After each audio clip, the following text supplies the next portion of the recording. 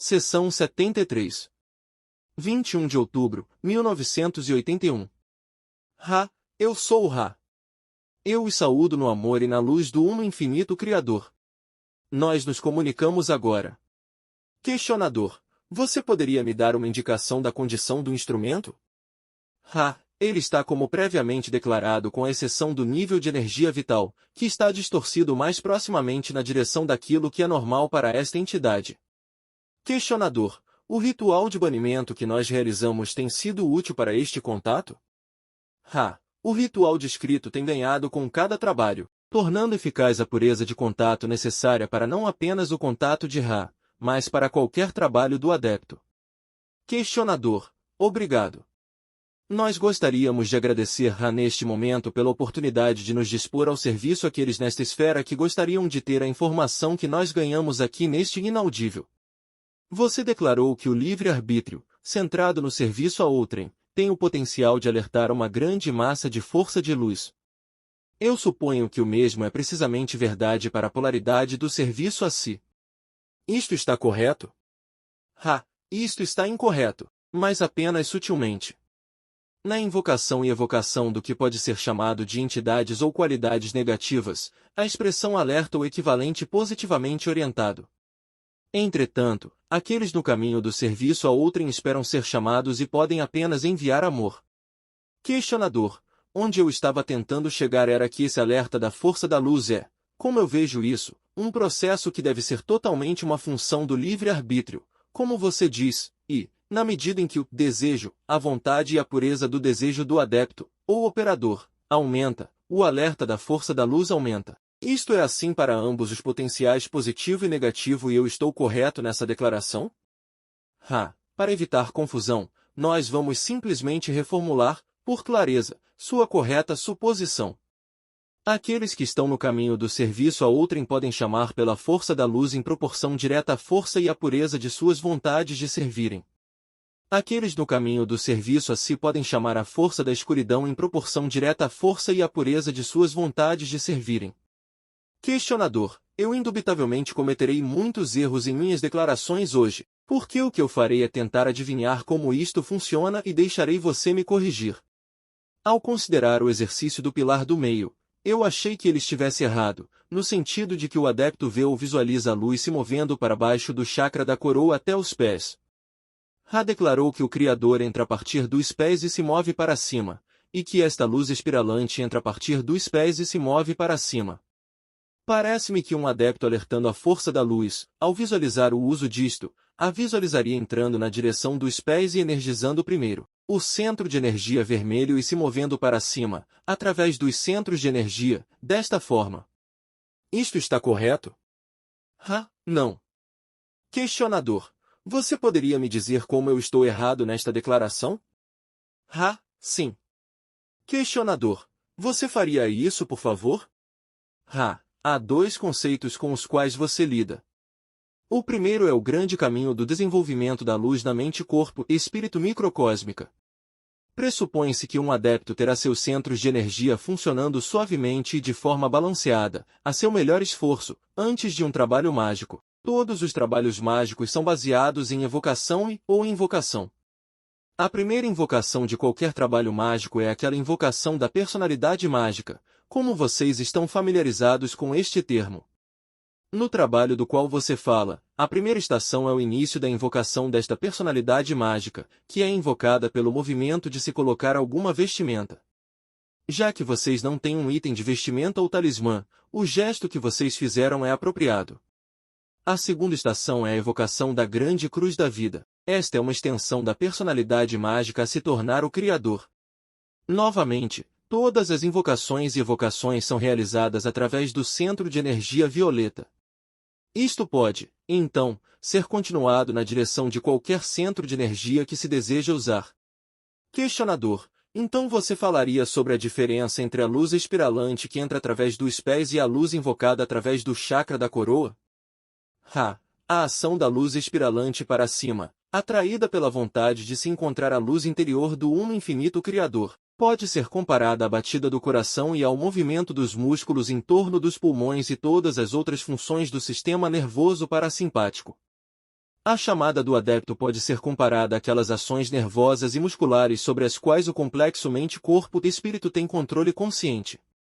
Questionador: anteriormente, você declarou, eu acredito que estou correto ao dizer isso, que onde as duas direções se encontram, tem-se uma medida, digamos, do desenvolvimento de qualquer complexo mente-corpo-espírito em particular. Estou correto? Isto está correto. Questionador: ao invocar a luz alertada, então, me pareceria que a visualização da invocação seria dependente de qual seria o uso da luz. O uso poderia ser para a cura, poderia ser para a comunicação ou ele poderia ser para a percepção geral, podemos dizer, da criação e do Criador. Você poderia, por favor, falar sobre este processo e minha exatidão ao fazer esta suposição? Nós ofereceremos alguns pensamentos, apesar de ser duvidoso que nós pudéssemos exaurir este assunto. Cada visualização, sem importar o ponto do trabalho, começa com algum trabalho dentro do raio índigo. Como você pode estar ciente, o ritual que vocês iniciaram está trabalhando completamente dentro do raio índigo. Isto está bem, pois ele é o portal. A partir deste início, a luz pode ser invocada para a comunicação ou para a cura. Você pode notar que, no ritual que nós oferecemos a vocês para iniciar apropriadamente os trabalhos com Ra, o primeiro foco é sobre o Criador. Nós poderíamos ainda notar um ponto que é tanto sutil como de algum interesse.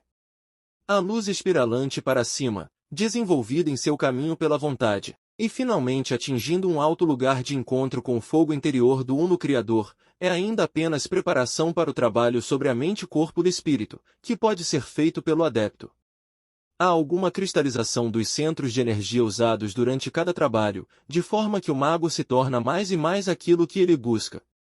Mais importantemente, o análogo da mente-corpo e espírito em tempo e espaço, que é evocado como a personalidade mágica, tem sua única oportunidade de ganhar rapidamente a partir da experiência da ação catalítica disponível para a mente-corpo e espírito em espaço-tempo de terceira densidade. Assim, o adepto está auxiliando grandemente o Criador, pela oferta de grande catálise a uma porção maior da criação, que está identificada como a totalidade da mente, corpo e espírito de uma entidade. Questionador: desejo e vontade são fatores-chave no processo. Isto está correto? Nós adicionaríamos uma qualidade. Na personalidade mágica, desejo, vontade e polaridade são as chaves. Questionador: eu iria então supor que os muitos, assim chamados, evangelistas, que nós temos em nossa sociedade no presente, muitos têm grande desejo e uma vontade muito grande, e possivelmente grande polaridade. Parece-me que, em alguns casos, há uma falta de informação, ou percepção, que cria um trabalho menos que efetivo no sentido mágico. Estou correto nesta análise?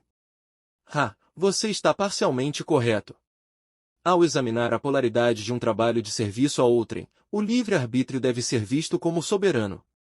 Aquelas entidades, das quais você fala, estão tentando gerar mudanças positivas na consciência, enquanto limitam o livre-arbítrio. Isto causa o bloqueio da natureza mágica do trabalho, exceto naqueles casos onde uma entidade deseja livremente aceitar o trabalho do evangelista, como você o chamou. Questionador: qual era a orientação com relação a este tipo de comunicação para aquele conhecido como Jesus de Nazaré? Você deve ter lido alguns trabalhos desta entidade. Ela se ofereceu como professor àqueles complexos mente, corpo e espírito que se reuniam para escutar e, mesmo então, falava como através de um véu, de forma a deixar espaço para aqueles que não desejavam escutar. Quando esta entidade era solicitada para a cura, ela frequentemente fazia, sempre finalizando o trabalho com duas admonições. Primeiramente, que a entidade curada foi curada por sua fé, ou seja, sua habilidade de permitir e aceitar mudanças através do raio violeta para o portal da energia inteligente. Em segundo lugar, dizendo sempre, não diga a ninguém.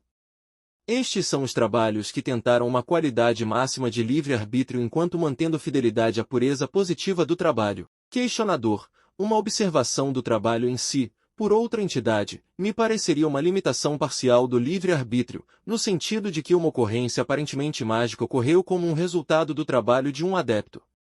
Isto poderia ser estendido para qualquer fenômeno que não seja normalmente aceitável. Você poderia falar sobre este paradoxo, que é imediatamente o problema para qualquer um realizando cura. Nós somos humildes mensageiros da lei do Uno. Para nós, não há paradoxos. Os trabalhos que parecem mágicos, e, portanto, parecem infringir sobre o livre-arbítrio, não o fazem em si mesmos, pois as distorções de percepção são tantas quantas as testemunhas e cada testemunha vê o que ela deseja ver. Infringimento sobre o livre-arbítrio ocorre, nesta circunstância, apenas se a entidade realizando o trabalho atribui a autoria deste evento a si mesma ou às suas próprias habilidades. Aqueles que declaram que nenhum trabalho vem deles, mas apenas através deles, estão infringindo sobre o livre-arbítrio quis dizer não estão infringindo sobre o livre-arbítrio. Veja a próxima pergunta e resposta. Questionador. Você disse que se a entidade diz que nenhum trabalho vem dela, mas apenas através dela, ela também está infringindo. Isto está correto? Isto está incorreto. Nós dissemos que neste evento não há infringimento. Questionador. Aquele conhecido como Jesus acumulou 12 discípulos. Qual era seu propósito ao ter estes discípulos com ele? Qual é o propósito de ensinar aprendendo se não houver aprendizes, professores? Aqueles atraídos a esta entidade foram aceitos por esta entidade sem consideração por qualquer resultado. Esta entidade aceitou a honra, dever colocada sobre si por sua natureza e seu sentido de que falar era sua missão. Questionador. No exercício do fogo então, eu suponho que o curandeiro trabalharia com a mesma energia, que nós falamos a respeito, entrando através do chakra da coroa. Isto está correto? Isto está correto com alguma notação adicional necessária para seu pensamento ao continuar nesta linha de estudo. Quando a personalidade mágica tiver se assentado no centro de energia de raio verde para trabalho de cura, a energia então pode ser vista como sendo o centro cristalino, através do qual a energia corpórea é canalizada. Assim, esta forma em particular de cura usa tanto a energia do adepto quanto a energia da luz espiralante para cima. Na medida em que o centro do raio verde se torna mais brilhante, e nós notaríamos que este brilho não significa ativação exagerada, mas sim cristalização, a energia do centro do raio verde do complexo do corpo se espirala 2 vezes, primeiramente, no sentido horário a partir do centro de energia do raio verde em direção ao ombro direito, através da cabeça, do cotovelo direito, abaixo através do plexo solar, e até a mão esquerda. Isto varre toda a energia do complexo do corpo para um canal, que então rotaciona o grande círculo no sentido horário novamente. A partir da direita, nós corrigimos o instrumento, a partir da esquerda, para os pés, para a mão direita, para a coroa, para a mão esquerda, e assim em diante. Assim, a energia corpórea entrante, cristalizada, regularizada e canalizada pela personalidade do adepto, alcançando o centro de energia do raio verde, pode então derramar as energias combinadas do adepto que está encarnado, assim oferecendo o serviço de cura a uma entidade requerendo este serviço. Esta situação básica também é efetivada quando há uma entidade que está trabalhando, através de um médium, para curar. Questionador. Você poderia me dizer como esta transferência de luz, eu acredito que seria isso, afetaria o paciente a ser curado? O efeito é aquele de polarização. A entidade pode ou não aceitar algum percentual desta energia vital polarizada que está sendo oferecida. Na ocasião da colocação das mãos, esta energia é mais especificamente canalizada e a oportunidade para aceitação desta energia, similarmente mais específica. Pode ser visto que o efeito da Câmara do Rei não é tentado nesta forma de trabalho, mas sim a adição a alguém, cujas energias estão baixas, de uma oportunidade para o desenvolvimento destas energias.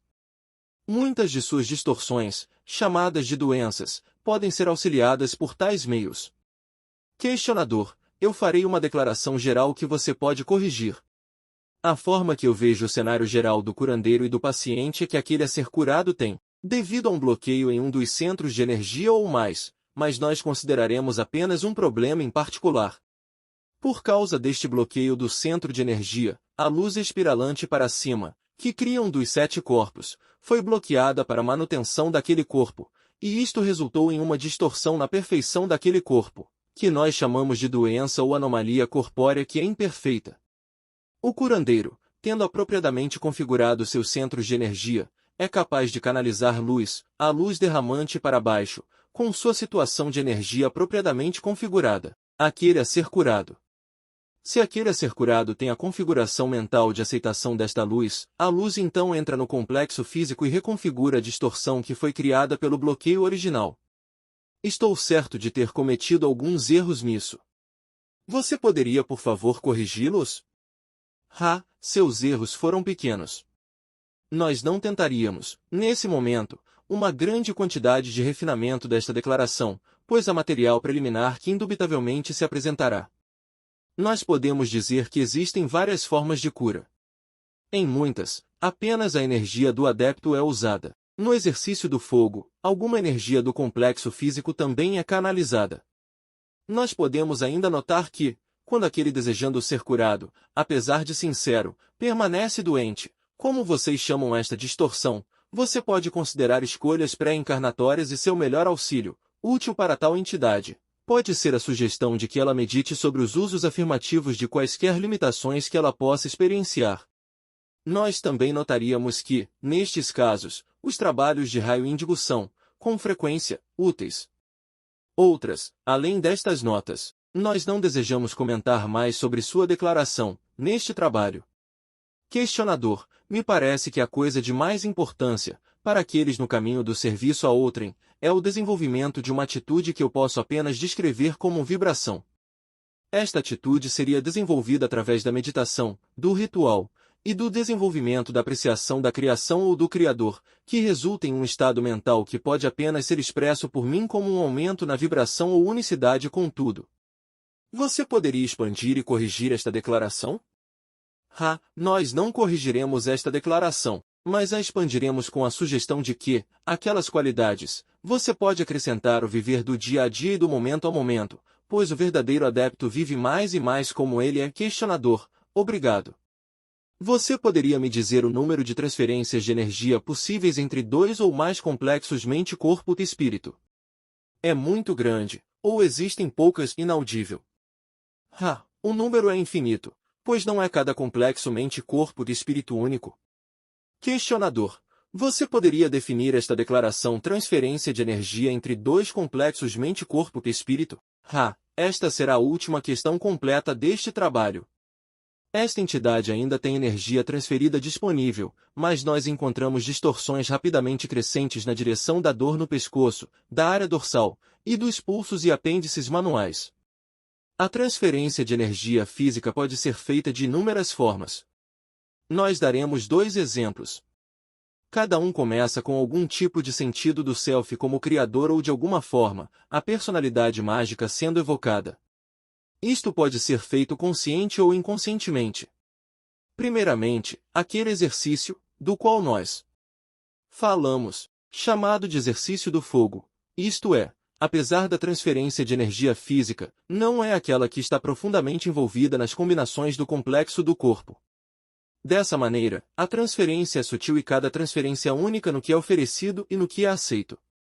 Neste ponto, nós podemos notar que esta é a causa para a lista infinita de possíveis transferências de energia. A segunda transferência de energia, da qual nós falaríamos, é a transferência de energia sexual. Isto ocorre em um nível não mágico em todas aquelas entidades que vibram em raio verde ativo. É possível, como no caso deste instrumento, que se dedique em serviço ao Uno Infinito Criador, refinar ainda mais essa transferência de energia. Quando o outro self também se dedica em serviço ao Uno Infinito Criador, a transferência é duplicada. Então, a quantidade de energia transferida é dependente apenas da quantidade de energia sexual polarizada criada e liberada. Existem refinamentos deste ponto em diante que levam ao domínio da alta magia sexual. No domínio dos corpos mentais, existem variações de energia mental transferida. Isto é, novamente, dependente do conhecimento buscado e do conhecimento oferecido. A transferência de energia mental mais comum é aquela do professor e do pupilo. A quantidade de energia é dependente da qualidade de sua oferta, por parte do professor, com relação à pureza do desejo de servir e da qualidade da informação oferecida e, por parte do estudante, da pureza do desejo de aprender e da qualidade do complexo vibratório da mente que recebe conhecimento. Outra forma de transferência de energia mental é aquela do ouvinte e do orador. Quando o orador está experienciando distorções do complexo mental e emocional na direção da angústia, sofrimento ou outra dor mental, A partir do que nós dissemos anteriormente, você pode talvez acumular conhecimento das variações possíveis nesta transferência. As transferências de energia espiritual estão no coração de todas as transferências de energia, já que o conhecimento do Self e do outro Self como Criador é soberano, e este é o trabalho espiritual. As variedades da transferência de energia espiritual incluem aquelas coisas das quais nós falamos neste dia, quando falamos do assunto do adepto. Existem quaisquer questões breves antes de deixarmos este trabalho? Questionador: apenas se há algo que nós possamos fazer para melhorar o conforto do instrumento ou do contato, e em segundo lugar, há algo que você deseja que não seja publicado na sessão de hoje? Nós chamamos suas atenções para 2 itens. Primeiramente, é bom que a vela, que espirala 10 graus a cada trabalho, nunca seja permitida se queimar de forma irregular, pois isto causaria desequilíbrio no alinhamento dos acessórios em seus papéis como protetores deste instrumento. Em segundo lugar, nós poderíamos sugerir atenção à área do pescoço, de forma que o travesseiro, sobre o qual ele se apoia, fique mais confortável. Esta dificuldade tem reduzido muitos trabalhos. Nós os agradecemos, meus amigos, pois suas conscienciosidades e suas meticulosidades com relação a estes acessórios parecem aumentar na medida em que nossos trabalhos prosseguem. Em segundo lugar, suas decisões são totalmente suas próprias com relação a qual material vocês desejam que seja publicado deste trabalho. Eu sou o Ra. Eu os deixo glorificando no amor e na luz do Uno Infinito Criador. Sigam adiante, portanto, se regozijando no poder e na paz do Uno Infinito Criador. Adonai.